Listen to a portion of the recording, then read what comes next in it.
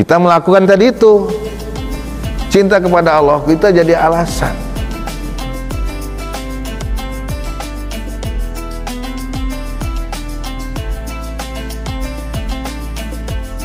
Bismillahirrahmanirrahim. Assalamualaikum warahmatullahi wabarakatuh.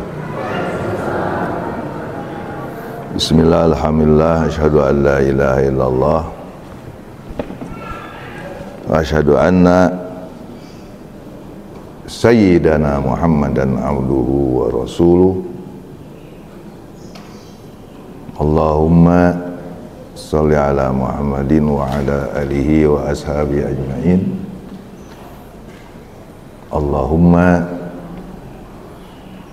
sholli ala sayyidina Muhammadin al-fatihi lima ulika wal khatimi lima sabaqa nasiril haqqi bil haqqi wal hadi ila siratikal mustaqim wa ala alihi haqqa qadrihi wa miqdaril azim. Amma ba'du, fa ya ayyuhal hadirun, hayya nashkuru ilallah, alhamdulillah.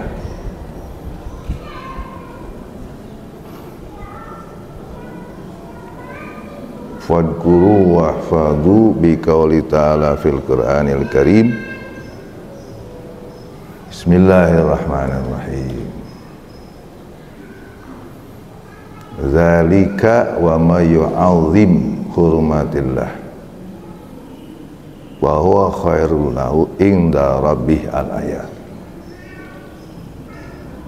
Dari satu lagi, bismillahirrahmanirrahim, wa ma yu'azzim sya'airallah fa innaha min taqwal qulub.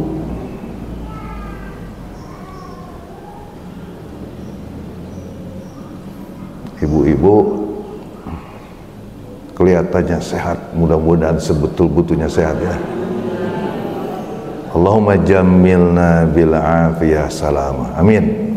Allahumma jammilna bil afiyah wassalamah.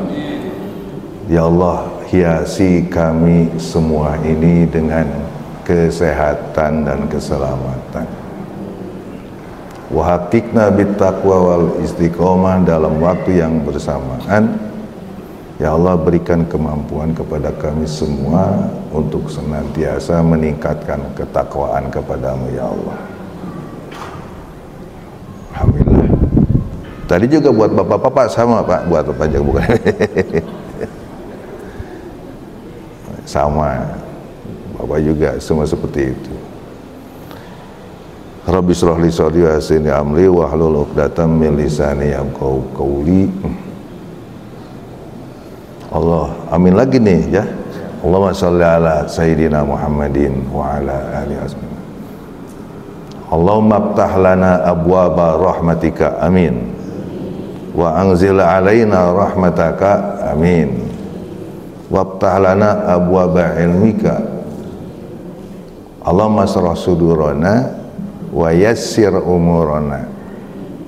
Allahumma zidna ilman nafi'a warzuqna fahman sohiha. Allahumma arhamna bil Qur'an, Allahumma arhamna bil Qur'an, Allahumma arhamna bil Qur'an. Wa sallallahu ala khairi sayyidina Muhammadin wa ala sallam. Alhamdulillahirabbil alamin. Di antara hamba Allah yang bahagia, paling bahagia saat ini saya, karena berkesempatan hadir di sini untuk bersilaturahim. Silaturahim dalam arti menularkan kebaikan. Silaturahim kalau disimbolkan dalam bentuk musafahah terlalu sederhana. Maka ada yang mengatakan silaturahim itu isalu nau'in min anwa' al-ihsan. Isol itu dalam bahasa Persianya nepakeun. Bubuyah nepakeun. Salah satu bentuk ihsan. Satu bentuk saja. kepada orang lain, menularkan ihsan, itu silaturahim. Di situ istilahnya tidak isalu khairin min anwa'il khairat, tidak begitu. Di situ tidak isalu ma'rufin min anwa'il ma'rufat, tidak begitu, tapi isalu nau'in min anwa'il ihsan, menularkan satu bentuk ihsan kepada orang lain. Itulah hakikat silaturahim yang sebetulnya. Jadi kalau ada nanti kebaikan ihsan yang kita peroleh dari forum ini, maka ibu akan digandakan kebaikannya kalau juga menularkan kepada orang lain yang saat ini tidak hadir bersama kita. Dengan demikian, mudah-mudahan Allah memberikan kebaikan untuk kita semua, sekecil apapun. Dan yang penting lagi, Allah memberi kekuatan kepada kita untuk menularkannya kepada saudara kita yang yakin ketidakhadiran beliau ada dalam kebaikan atau juga ada dalam ridho Allah yang akhirnya mendapat kusyuran rahmat Allah. Amin ya Allah ya Rabbal Alamin. Tadi ada ayat yang saya baca di surah Al-Hajj. Dzalika, a'udzubillahi minasyaitonir rajim, dzalika wa may yu'azzim hurumatillah fa huwa khairul lahu inda rabbih. Demikianlah, musyar ilaihnya di belakang, siapa orang yang mengagungkan hurumatillah, segala sesuatu yang dimuliakan, sudah dinas oleh Allah mulia, maka itu adalah kebaikan baginya, bagi orang yang memuliakan hurumatillah itu dari Allah. Itu yang pertama. Itu bisa dilihat di surah Al-Hajj ayat dari 30 sampai 32. Silakan sambil disimak ibu-ibu ya. Karena hafidnya di mana ini? Hafidnya tadi junior saya yang hafid. Jadi di situ zalika wa yu'azzim hurumatillah wa khairun lahu inda rabbih, sampai di situ sesuai dengan kepentingan kita, walaupun sebaiknya kita memahami ayat itu seharusnya secara utuh dalam satu kelompok. Jadi para mufasir itu ada tradisi mengelompokkan ayat. Itu sebetulnya dimaksudkan dalam satu tema pembahasan. Biasanya begitu. Nah ini memang temanya ini ta'zim sa'airallah, ta'zim hurumatillah, itu sebetulnya bagian dari tema haji sebetulnya. Tema haji di belakangnya wa'adzin finnas bil hajj ya'tuka rijalan wa ala kulli dhamin ya'tuka min kulli ya'tina min kulli fajjin amik. Itu dalam kaitan haji. Jadi ada tradisi yang dikemukakan oleh Allah. Jadi tradisi Allah dalam tanda petik, tradisi Allah menyampaikan kepada Rasul Muhammad SAW berbagai hal yang berkaitan dengan perjalanan atau kisah para nabi dan hal-hal yang dianggap mulia. Jadi sejak itu istilah ta'zim, mengagungkan perjalanan hidup, perjuangan Nabi, menjadi beberapa ulama katakan di situ legitimasinya dalam dua ayat tersebut. Zalika wa may yu'azzim sa'airallah, ayat 30-nya. Ayat yang lainnya zalika wa may yu'azzim hurumatillah. Zalika wa may yu'azzim hurumatillah bahwa khairun inda rabbih. Siapa orang yang mengagungkan hurumatillah, hal yang dimuliakan Allah. Waktu itu kalau konteks haji, hurumatillah itu yang Masjidil Haram, Baitul Haram, Masy'aril Haram, dan semua itu. Itu hurumatillah. Nanti wa may yu'azzim syairallah, syairallah juga begitu. Syairallah juga. Syiar itu tanda. Ini masjid tanda Islam, tanda Islam. Jadi ini bisa jadi syiar. Kegiatannya aja apalagi. Kegiatan ibu-ibu majelis taklim. Jangan lupa juga kegiatan cucu-cucu kita. Itu maka harus kita support. Adalah itu syiar Islam. Dan jangan lupa, kalau kita mau invest ukhrawi, harus bergerak di bidang transfer ilmu, keterampilan. Tapi keterampilan yang bersifat ukhrawi itu baca Quran, memahami Al-Quran, diajar harakatan sholat, dikontrol sama kita gimana bacaannya, gimana ruku, sujud, iktidalnya, gimana wudunya. Jangan kucupas kecepes sebelum di mana, dari siapa dapat transfer ilmu itu? Jangan-jangan dari neneknya. Astagfirullah. Mari kita istighfar. Astagfirullah. Kok kakeknya jadi sebut pakai nama?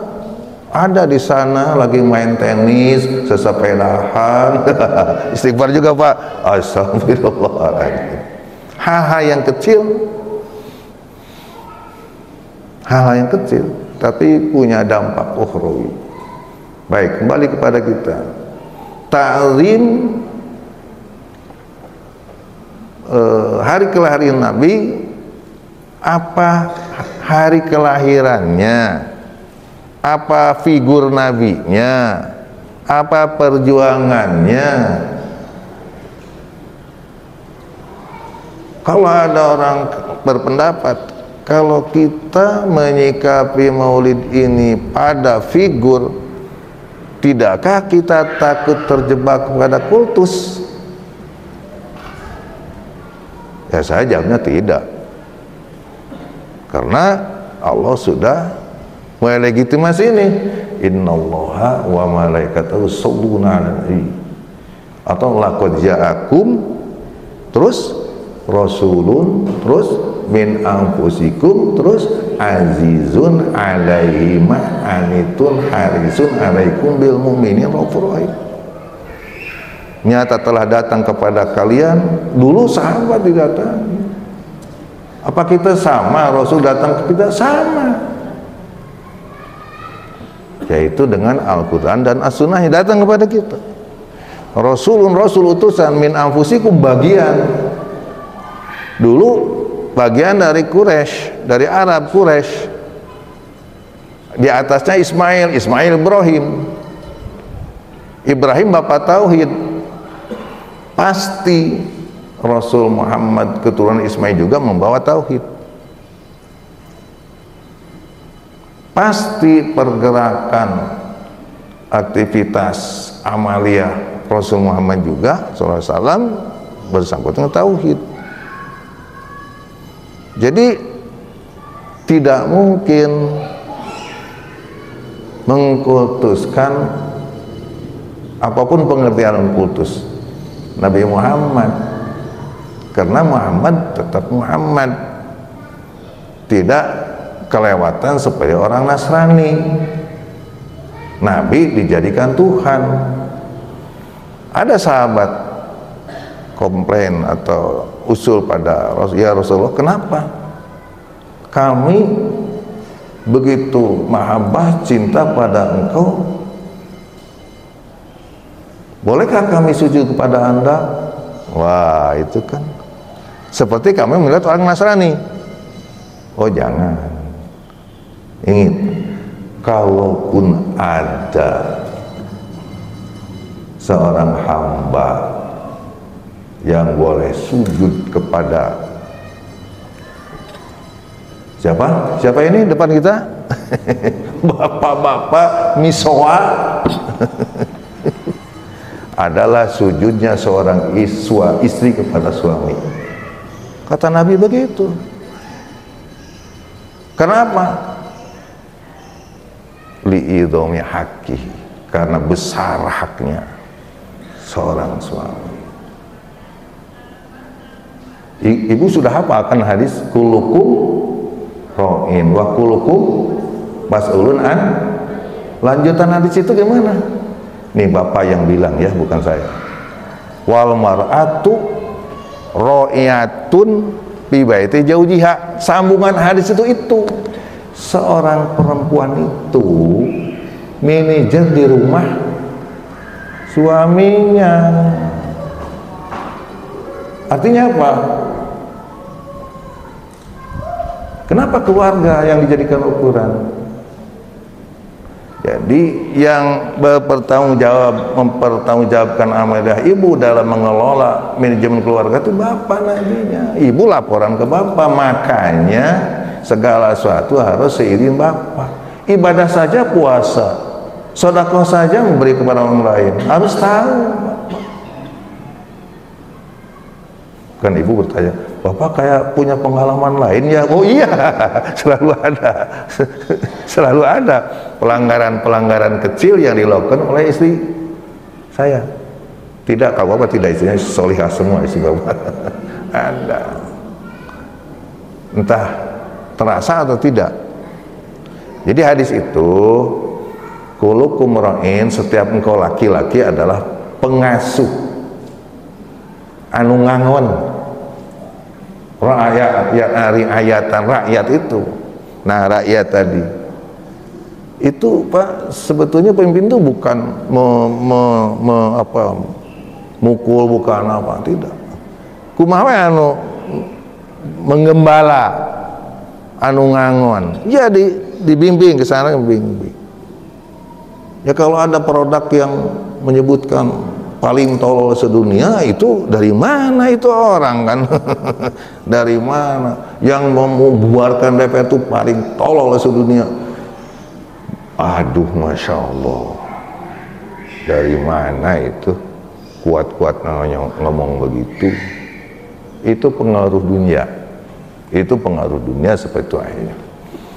Kembali kepada kita, memperingati Maulid Nabi itu pada dasarnya takdim. Bagi saya takdim kepada pribadinya juga, dan tidak perlu takut dengan kultus individu kepada Rasul. Kenapa? Laqad ja'akum rasulun min azizun, Rasul itu mulia gagah. Alaikum alaihi ma'anittum. Coba, alaihi ma'anittum. Jadi beban berat dirinya, alaihi ma'anitum, sesuatu yang jadi kesulitan kalian. Di mana ada orang seperti itu? Coba lihat sejarah, coba lihat keseharian Nabi. Bagaimana Nabi menahan lapar? Bagaimana Nabi harus mendahulukan sahabatnya? Alaihi ma'atitum harisun. Nabi itu haris, berlebih, kokomoan dalam bahasa Persianya, kokomoan, nulungan orang mikanya orang. Itu dakwah Allah. Allah sudah begitu, maka kita jadi paham. Innallaha wa malaikatahu yusholluna ala nabi. Kalau tidak dipahami seperti itu, Jangan-jangan pemahaman kita parsial. Maka nanti Allah bersalawat kepada Nabi jadi 3 bentuk: salawat Allah, salawat malak, dan salawat manusia kepada Nabi itu. Maka Allah bersalawat itu apa maksudnya? Kalau Allah bersalawat maksudnya Allah mengucurkan sayangnya, rahmatnya kepada Nabi.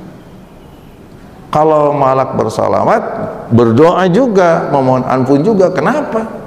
Mungkin aspek basyariahnya, manusiawinya, yang dimintakan maaf oleh malak kepada Allah Subhanahu.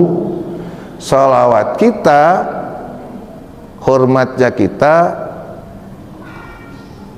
kalau Bapak Ibu keberatan dan kata mengagungkan, coba cari apa? Sebab tidak ada pengagungan kepada makhluk yang bisa disamakan mengagungkan kita kepada Allah. Ya sudah, mengagungkannya, ngalemnya, menyanjungnya, itu dari kita, dan mohon ampunannya dari kita. Jadi salawat dari Allah, dari malak, dan dari kita. Kalau dari kita seperti itu. Kenapa kita harus berapa itu? Ya ayyuhalladzina amanu shollu. Perintah. Kalau perintah tidak diamalkan, hukumnya celaka, kalau misalnya gitu ya. Maka sudah pasti, paling tidak kita dalam sholat Allahumma sholli ala Muhammad. Kalau di luar sholat silakan pakai Sayyidina, kalau dalam sholat tidak perlu. La tusayyidu, la tusayyiduni, kata Rasul. Kalau di luar sholat, khutbah seperti ini, kan tadi aspek manusiawi. Kalau Allah tidak mengutus Nabi untuk menyampaikan pesannya kepada kita, tidak mungkin pesan itu bisa sampai kepada kita. Kita dikendala oleh hawa nafsu. Kita akan berdekatan dengan makhluk Allah yang kira-kira, bukan kira-kira, punya persamaan dengan kita. Aspek basyariahnya, aspek manusia biologisnya. Nah gitu. Jadi itu yang pertama. Jadi tidak usah ragu-ragu. Bahkan mengagungkan Rasul itu adalah satu ciri, satu tanda dari bibit-bibit keselamatan kita. Sahabat bertanya, ya Rasulullah, mata sa'ah? Ya Rasulullah, kapan ini hari kiamat? Rasul kaget. Kenapa Anda bertanya begitu? Sudah punya bekal apa?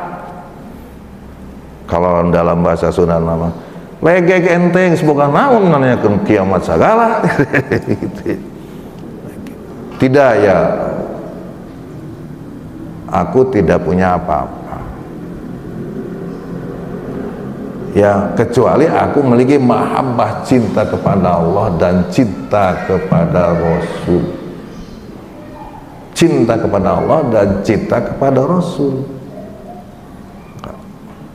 Nabi kemudian mengomentari, anta ma'aman ahbabta, kamu akan beserta orang yang engkau cintai. Kita dijamin dengan ungkapan hadis muttafaqun alaih itu akan bersama-sama dengan Rasulullah Sallallahu Alaihi Wasallam, jaga di poin akhirat dalam kenikmatan. Kenapa Allah mengatakan begitu? Kenapa Nabi mengatakan? Iya, an-nabiyyu aula bil mu'minina min anfusihim.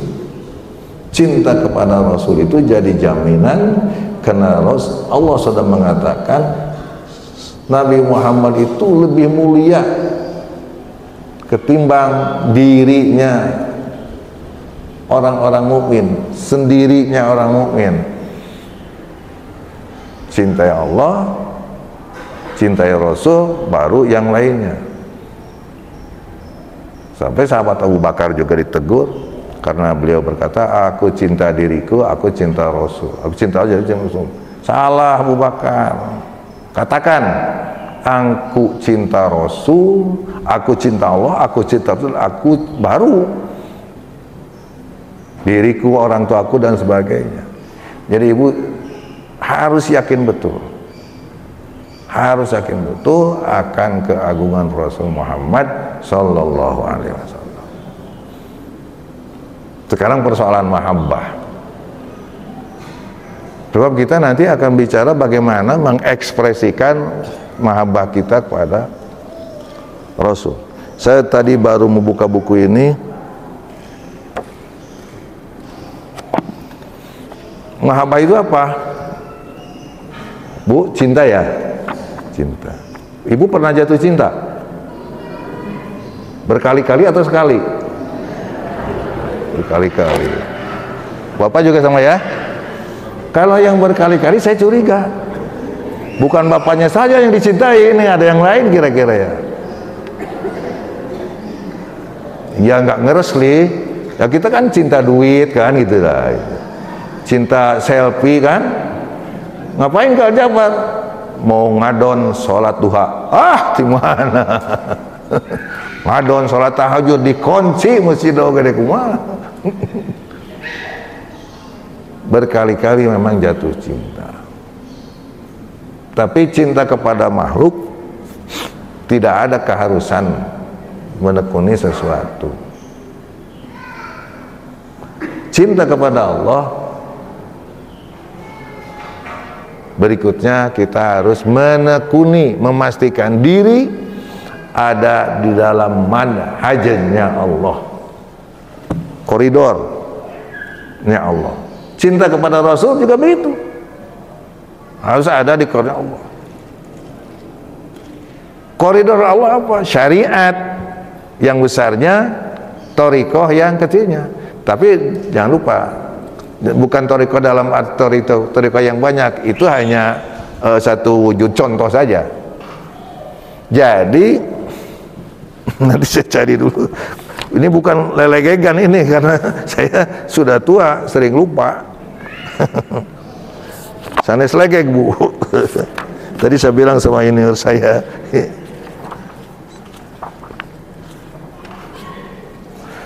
Nih, wal hubbu fillah yakunu lil tijamil muhib manhajallah. Cinta kepada Allah itu mengharuskan komitmennya, menetapnya, menguatkan dirinya di dalam menekuni manhajnya Allah. Di dalam manhaj Allah ada syariah, hukum besar. Syari jalan besar, thariqah jalan kecil. Ada hukum-hukum Allah. Kalau cinta kepada Allah, kita harus berada di situ. Tetangga saya ditinggal mati oleh putranya, dan putranya itu meninggalkan ada tirkah. Saya tanya, kapan itu urusan tirkah, urusan mawaris diselesaikan? Mestinya sejak dulu, buru-buru. Dia tidak menjawab. Setelah sebelumnya tiba-tiba kendaraan peninggalan si putra yang meninggal itu, karena putranya, putra bukan putri meninggal, tiba-tiba dibawa suratnya mau dipindah milikkan. Jadi tegurlah sama orang yang tahu, kenapa bisa begitu? Ini sudah diurus paroidnya, babarisnya belum. Nah, dia nggak bisa jawab kan, dia nggak ngerti. Berarti dia tidak berada di manhajnya Allah dalam bab waris paroid. Apa yang begitu? Yang taat, yang takwa, apalagi yang disebut takwa, tidak. Sekarang jangan ngomongin orang, kita aja. Ngurusi keluarga itu tadi komandannya suami kita.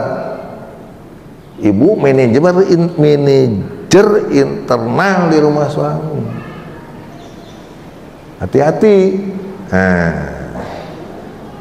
Oleh karenanya, supaya terbebas dari kesalahan-kesalahan,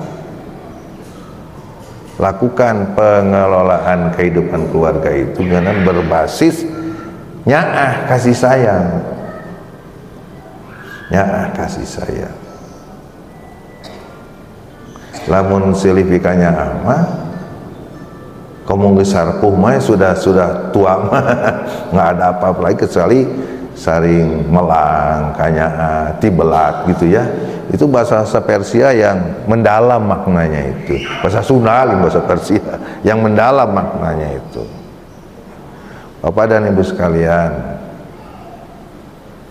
kalau cinta kepada Allah tuh tadi itu kita menekuni, menguatkan diri berada dalam manhajnya Allah.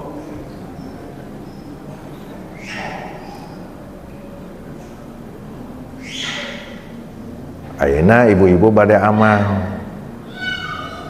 Ibu pernah jatuh cinta kan? Ada kaidah poek di oboran, apa tuh terjemahnya bahasa Indonesianya? Tahu ya? Leur diitekan, jauh dijugjug, anggang diteang. Siapa pelaku itu yang begitu teh? Orang yang sedang jatuh cinta. Siga nu ngalaman geuning. Bapak-bapak eta tambihna. Udud oge nu dikenyote seuneuna. Apanya?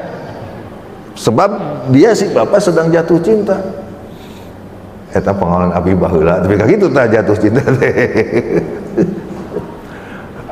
Gitu.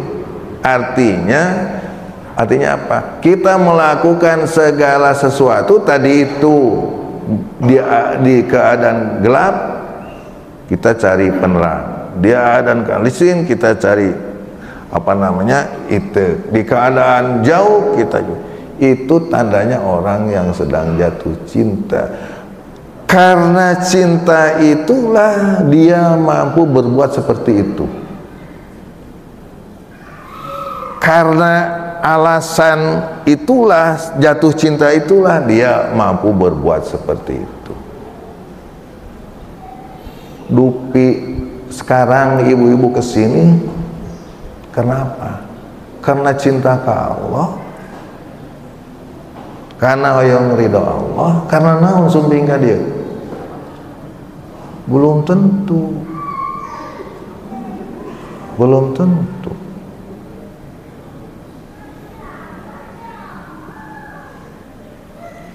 Di sini disebutkan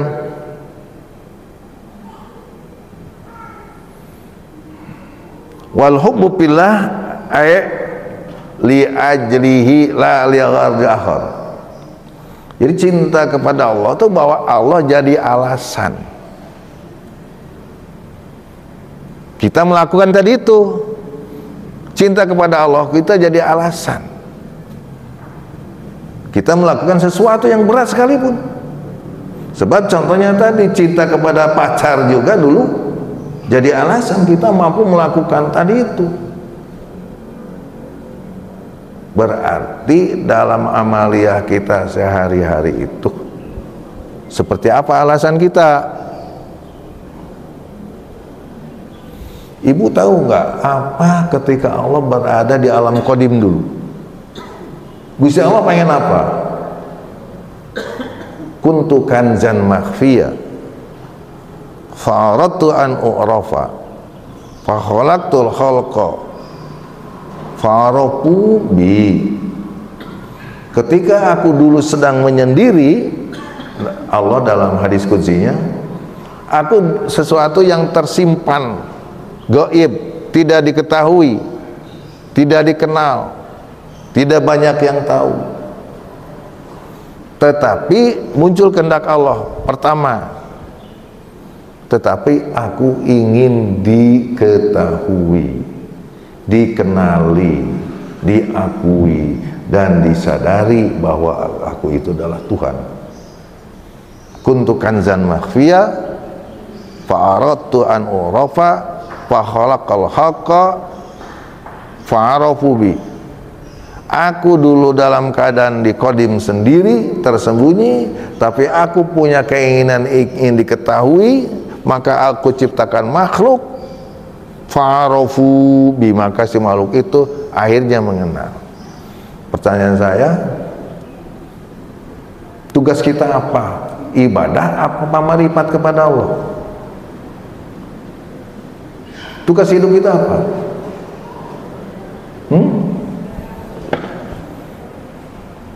Kalau ibadah itu tugas apa tujuan hidup kita? Tujuan hidup kita apa? Mengetahui, mengenal, mengauki, menyadari disebat makrifat ya. Jadi tujuan kita itu diciptakan, Allah menciptakan kita. Nah, redaksinya Allah menciptakan kita itu tujuannya apa? Belum ada kata ibadah, belum. Apa tujuan Allah menciptakan makhluk? Agar makhluk mengetahui, mengakui dan menyadari bahwa Allah itu Tuhan, Allah itu pangeran. Jadi oleh karena itu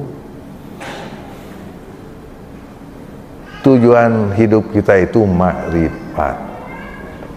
Uninga tahu, mengenal, kenal, mengakui dan menyadari.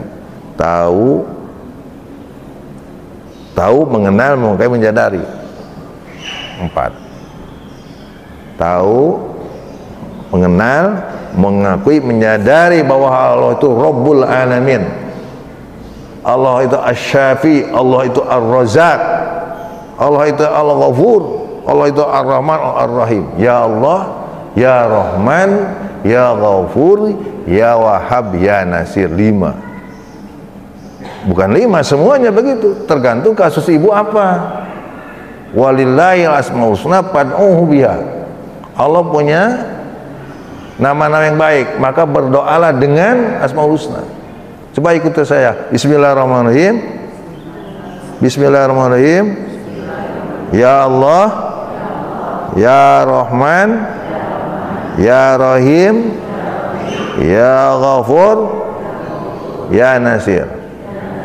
Ya Allah, Ya Rahman, Ya Rahim, Ya Ghafur, Ya Wahhab, Ya Nasir. 5. Selain Allahnya 5 asmaul husnanya. Itu silakan tawajuh kepada Allah dengan 5 asmaul husna itu, tapi mesti diresapi dulu mananya. Ar-Rahman, Ar-Rahim sudah tahu semua. Ya Ghafur, Allah Maha penerima taubatnya, permohonan kita. Lalu Ya Wahhab, Allah Maha pemberi. Ya Nasir, ya Allah tolong beri saya apa yang menjadi kesulitan saya, segala persoalan. Jadi jangan berdoa itu sebelum ibu-ibu kuat menguatkan hubungan batin, hubungan hati dengan Allah. Ya Allah, Ya Rahman. Allah itu Ar-Rahman, Zat yang Maha Penyayang. Ibu-ibu sayang sama pembantu. Dari mana munculnya rasa sayang itu? Sumbernya dari mana? Bukan bersumber karena kita sayang karunia-Nya hati belat. Mestinya karena Allah ridho kalau kita sayang. Jadi sumbernya tetap Allah, karena Allah punya Ar-Rahman. Jadi kita mengembalikan kepada Ar-Rahmaniyahnya Allah. Lalu kita berbuat. Yeh jang ongkos, yeh jang lebaran, itu kalau tadinya berbasis kepada rahmaniyahnya Allah, itulah yang jadi amal. Tidak begini tiba-tiba ya jang balik, ya jang ongkos, ya jang lebaran. Mana mengembalikan kasih sayang itu kepada Allah? Allah itu zat yang memiliki kasih sayang. Setiap perbuatan yang menimbulkan rasa sayang itu bersumber dari kehendak Allah. Setiap perbuatan yang menarik kita kepada dosa maksiat itu syaitan. Setiap perbuatan yang tadinya baik, kasih sayang, memaafkan, memberikan ampun, itu pasti dari Allah. Tapi ketika sedikit berubah, di situ di situ setan masuk. Asugan we atuh ari geus dibere dipikanya kurang memanehna miliknya itu setan masuk di situ. Lari lagi, nggak sampai lagi. Jadi sekali lagi kembali kepada cinta kepada Allah itu harus kita berada pada manhajnya, harus berada pada koridornya. Cinta kepada Rasul apalagi, cinta kepada Rasul sebagai uswatun hasanah. Di situ ada contoh sebagai kepala keluarga, sebagaimana pemimpin agama, sebagaimana pemimpin masyarakat, sebagaimana pemimpin politik. Kenapa ada perubahan Yastrib menjadi Al-Madinah Al-Munawwarah? Karena setelah Nabi menjadikan 3 pilar dalam mengelola kota Madinah, maka berubahlah.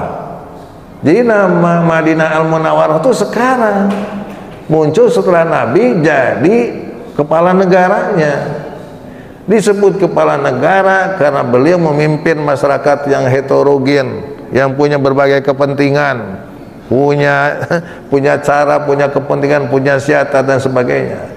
Jadi di Madinah itu Nabi tampil sebagai pimpinan agama, itu khusus bagi umat Islam.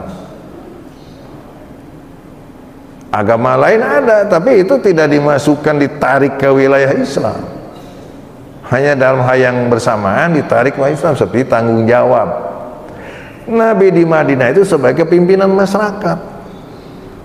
Di situ ada masyarakat, ada komunitas Yahudi, Nasrani, paganisme, Muhajirin, Ansor. Maka Nabi tampil sebagai masyarakat. Sebagai pemimpin politik, Nabi itu tampil untuk mengurusi Madinah dengan piagam Madinahnya. Jadilah pemimpin politik. Teu aneh nyariskeun kitu teh keur urang mah. Sebab kemudian tiga pilarnya itu apa? Al-ukhuwah. Ini yang jadi persoalan kita Pak di negara kita. Al-ukhuwah, persaudaraan kita sudah tidak tampak sekarang. Udah kepentingan masing-masing aja, perut masing-masing aja. Gak merasa mereka itu, rakyat itu saudaranya. Kok aneh kan? Ongko wakil rakyat, tapi pegawaian mengahakan duit ke rakyat. Kebijakan diputuskan supaya untuk kepentingan sendiri. Sudah tidak ada aspek persaudaraan yang oleh Rasul dijadikan pilar pertama, al-ukhuwah. Itu maka sebaik apapun kalau perasaan itu sudah tidak ada, nggak akan beres negara ini. Yang kedua, pilar yang kedua, al-musawah, persamaan. Oh ya, kita itu kalau umat Islam mengakui keberadaan agama lain tanpa harus membenarkan, jangan salah. umat Islam mengakui keberadaan lain tanpa harus membenarkan. Masa kita membenarkan akidah Trinitas? Tidak, jangan. Tapi bahwa itu ada, duka teuing da Gusti Allah buat ngayakeun atuh nu kitu. Tapi ketika diatur oleh Nabi, kata Nabi kepada istrinya, coba diperbanyak airnya ketika nyayur itu, beri tetangga yang Yahudi itu. Ya tapi kalau sekarang isyaratnya bukan sekedar dikasih airnya, ibu-ibu, ada juga bukurnya ya. Kata istri, perbanyak itu sayurnya supaya tetangga Yahudi dikirim. Kurang apa toleransi Islam?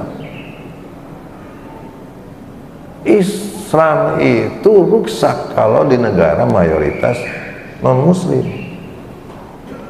Mereka minoritas itu aman kalau ada di mayoritas negara Islam, karena di dalam Islam ada toleransi. Tekudu maksa-maksa, tekudu ngabibita, tidak perlu.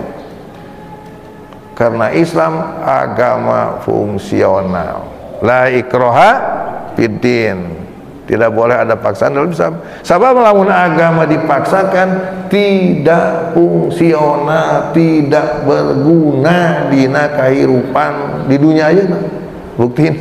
Buktina pendeta bingung kan? Akhirnya bingung, mualah PKB bingung. Sebab itu dulu doktrin dogmatik. Urang mah segini mah ibu, alhamdulillah, alhamdulillah. Saya yakin kita semua mendapat bimbingan Rasulullah walaupun tidak langsung, dan bahkan ada jaminan syafaat dari Rasulullah. Nah itu masalah syafaat, harus yakin betul syafaat Rasulullah itu bakal datang kepada kita. Amin ya Allah ya Rabbal Alamin. Baik, sekarang kembali kepada cinta kepada Allah itu, lakukan segala sesuatu itu atas dasar karena Allah. Jadi kalau kita dalam melakukan sesuatu ada elat, ada alasan, ada tujuan. Karena kita ingin alasannya Allah, maka tujuan perbuatan kita ingin mendapat ridha Allah. Perbuatan yang dapat ridha Allah nanti akan mendapat rahmat Allah. Rahmat Allah inilah sebagai tiket untuk masuk surga. Kalau ibu-ibu mengelola keluarga tidak atas dasar karena Allah, bukan untuk mencapai ridha Allah, kemana nantinya? Tapi kalau kita ngurusi keluarga karena Allah, ingin mendapat ridha Allah, amal kita diterima ridha Allah, maka udkhulu jannati bi rahmati, masuklah kalian ke surgaku dengan rahmatku. Siapa yang mendapat rahmat? Orang-orang yang mendapat ridha Allah subhanahu. Sebab kalau disebutkan ke surga teh ku amal orang tidak. Sebab amal kita tadi itu, kita amal engkau niat lillahi ta'ala yang ridha, tapi di akhir ada sugan mudah-mudahan ingin penghargaan dari sesama makhluk. Itu bentuk penyelewengan. Di situ setan masuk. Getol salat sembahyang, getol ngaji, campuran mekuria. Rusak itu, rusak amal kita. Jadi innamal a'malu binniyat itu maksudnya sahnya, utamanya, onjoynya, kualitasnya, diterimanya amal itu karena niat. Kalau niat liridho illahi ta'ala, ibu sodakoh sirron wa alaniyatan, rencepan, tersembunyi atau secara diketahui orang, tapi tetap niatnya ingin ridho Allah. Gak usah merasa bangga karena dilihat orang, gak perlu kita juga ngapain, tapi tetap ingin ridho Allah. Maka di situ tidak akan muncul riya, tidak akan muncul rasa berbangga diri karena sudah melakukan sesuatu. Bahkan kalau kita sudah melakukan sesuatu itu kontrol lagi, apa betul saya itu memang hanya ingin mendapat ridho Allah? kontrol lagi. Lebih baik ngontrolnya di awal kita mau melakukan pekerjaan. Nawaitu liridho illahi ta'ala. Kalau orang yang suka seneng fadilah, nawaitu qiraah surah Yasin liridho illahi ta'ala, surah Waqiah, nawaitu qiraah surah Tabarok liridho illahi ta'ala. Padahal manehanana sieun ku kisah kubur. Nawaitu qiraah surah Waqiah supaya manehna teu kekanan fakir. Yang dicari fadilahnya, bukan ridho Allahnya. Salah lagi, nggak akan dapat. Mestinya niat abdi mau surah Tabarok, karena surah Tabarok itu menurut keterangan suratun munjiatun munjiatun min adzabil qabri. Besok ibu manggis resep kana nu kitu mah karena fadilahnya jelas. Niat saya baca surah Tabarok agar terbebas dari sisa kubur. Niatnya makanya ya can siap aman. Ya jangan langsung ke situnya. Salah amalnya. Tahu itu fadilahnya tahu. Tapi niat abdi mau surah Tabarok li ridho illahi ta'ala titik engke atane koma Gusti paparinkeun fadilah na surah Waqiah supados abdi teu kakeunaan ku pakir. Itu baru benar. Orang yang mencari fadilah dalam beribadah itu capek. Nah ini teh bacaan teh sudah capek tapi belum dikabul saja sama Allah. Meureunna salah dan memintakan fadilah. Ya Allah, saya melakukan takwa kepadamu. Hanya kepadamu aku memohon kebutuhan. Itu benar. Oleh karena itu, ya berikanlah kami kebutuhan kami. Itu betul. Jadi di masyarakat umum itu sering orang membaca fadilah lalu yang diminta fadilahnya, padahal yang diminta harusnya ridho Allah subhanahu wa ta'ala. Kalau begitu tidak akan capek. Kalau gitu akan cepat dijabal Allah subhanahu wa ta'ala. Sekarang bicara lagi mengenai mahabbah kepada Rasul. Tadi itu hadis yang mengatakan, kenapa kamu bertanya tentang kiamat? Sudah punya apa? La illa wa ana uhib Allah wa rasulah. Tidak, aku tidak punya, tapi aku punya cinta kepada Allah dan Rasul. Cinta kepada Allah tadi sudah. Cinta kepada Rasul bagaimana? Sebab kata Allah, an-nabiyyu aula bil mu'minina min anfusihim.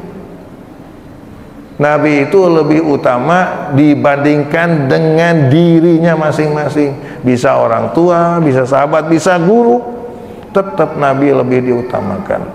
Lalu karena tadi itu, kalau cinta kepada Allah dia harus memaksakan diri berkomitmen ada dalam koridornya al-majah Allah. Cinta kepada Rasul juga sama.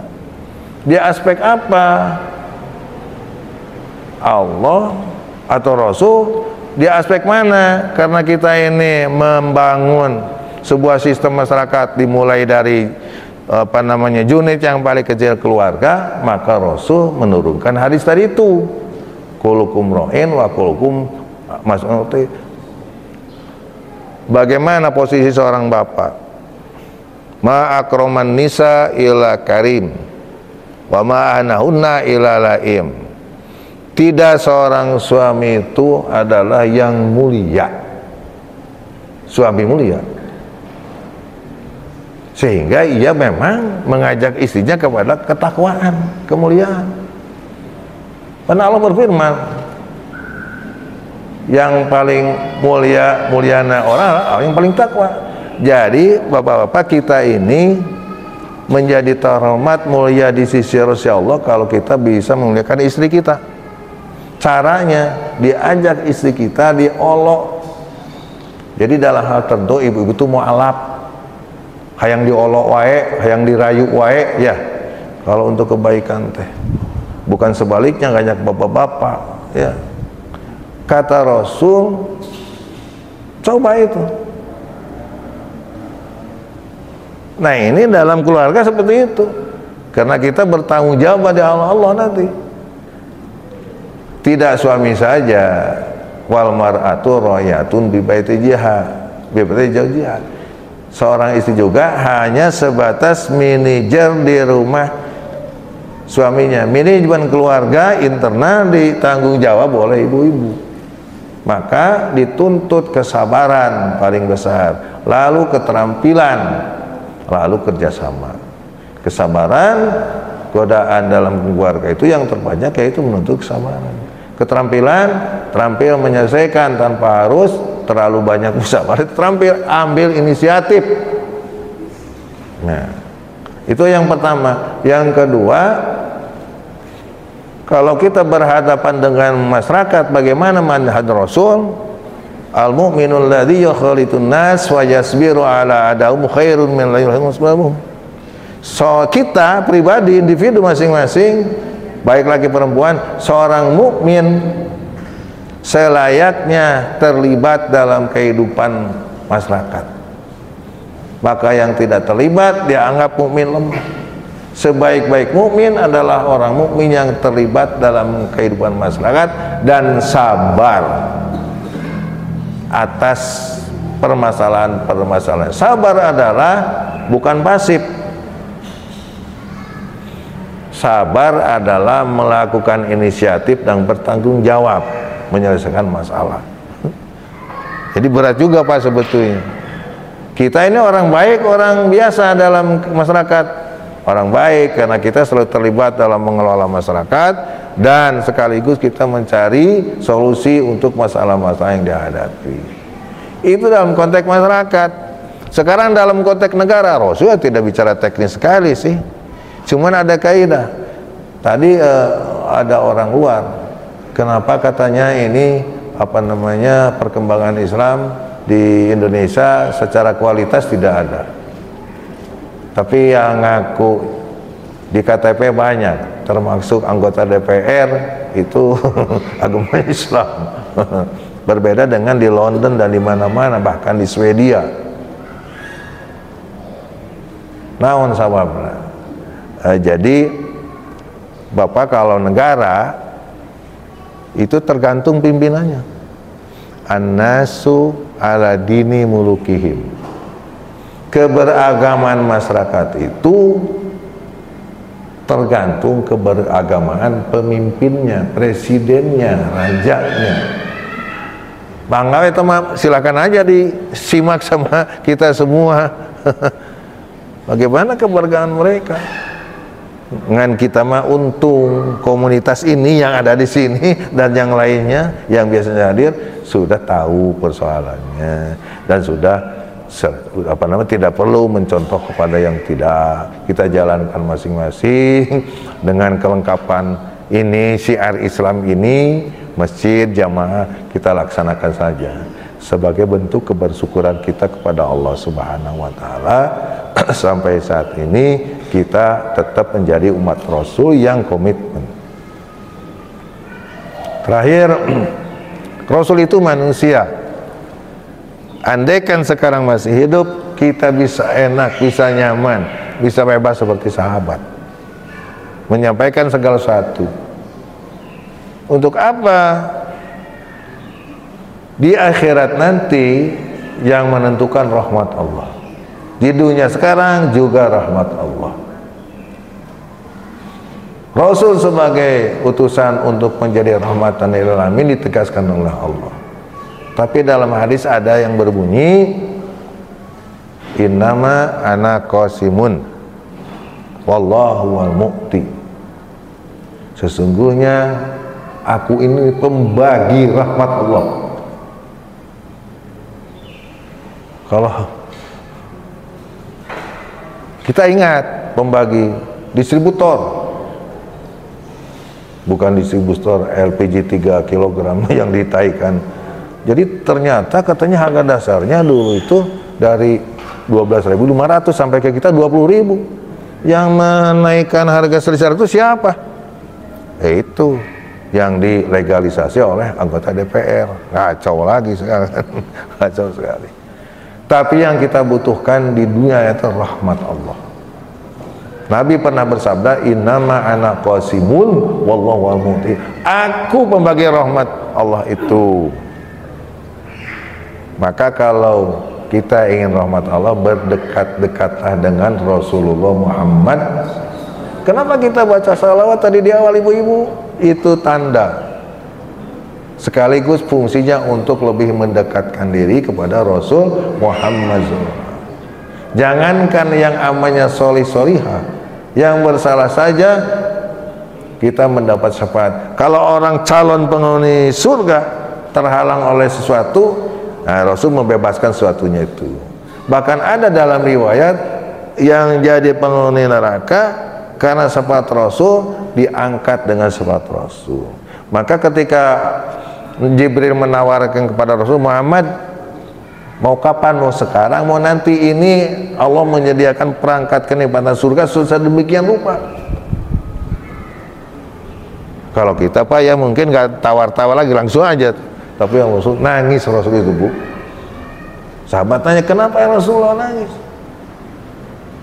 Jibril, aku tidak ridho kalau ada umatku yang ada di neraka.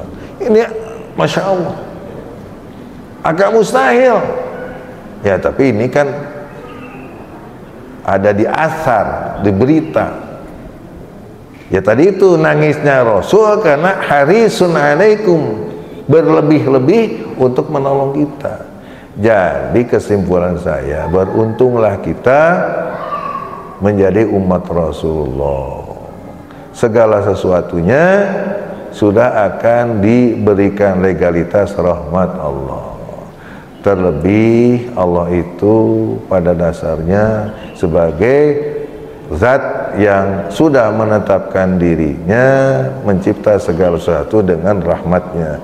Kataba ala nafsihi rahmah. Seluruh produk yang bersifat rahmat itu dari Allah. Seluruh yang maksiat itu dari syaitan. Kalau ingin dengan rahmat Allah, berdekat-dekatlah dengan Rasulullah Muhammad SAW. Maka jangan salah, dari pemahaman ini ada orang berlebih di dalam membaca salawat. Pertama karena diperintah oleh Allah, kedua salawat itu sebagai ekspresi perasaan seseorang, ekspresi. Jadi sebetulnya kalau diamalkan masing-masing aja, tidak akan terjadi polemik perbedaan sholawat kalau diamal masing-masing. Tapi kalau jadi konsumsi umum, jadilah polemik. Yo sholawat namun pakai gitu. Padahal sholawat itu ekspresi psikologi dari seseorang ya. Jadi oleh karenanya kepada ibu-ibu yang hobi membaca sholawat bagus. Tetapi terlebih jalani koridor tata cara kehidupan yang sesuai dengan hukum-hukum sunnah-sunnah yang datang dari Rasulullah Muhammad SAW. Termasuk memperingati Maulid Nabi itu ada dasarnya. Tidak mungkin kita mengkultuskan Nabi, tapi ingin menguatkan kita masing-masing sebetulnya untuk berada dalam sunnahnya, untuk berada dalam suri tauladannya Rasulullah Muhammad Sallallahu Alaihi Wasallam. Tadi ada dikutip ranking dibuat orang Muhammad, ranking pertama 100. Hasil orang gitu aja sudah begitu, apalagi kita, apalagi kita. Man shalla alayya salatan sallallahu asyran. Siapa orang baca salat kepadaku satu, Allah membalas dengan 10 kebaikan. Tadi nanti ada pertanyaan dari siapa ini? Siapa yang, apa yang tidak bisa dihitung oleh kita? Jawabnya adalah bacaan salawat seseorang. Kenapa? Karena baca salawat sekali pahalanya 10.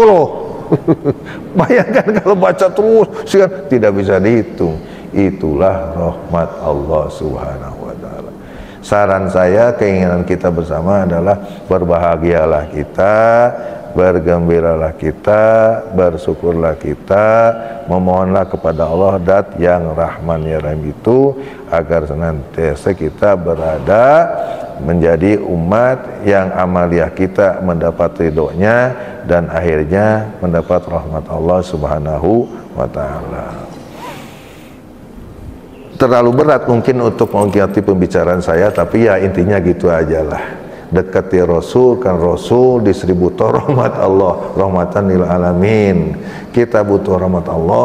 Rahmat Allah itu apa? Nah ini, rahmat Allah itu in'amun wa ibdulun. Cirinya orang dapat rahmat Allah itu bukan kaya, bukan berilmu, keadaan apapun orang itu nikmat dan hidupnya penuh keutamaan. Sekali lagi, hidupnya dipenuhi kenikmatan dan hidupnya berada dalam posisi yang utama, yang terhormat.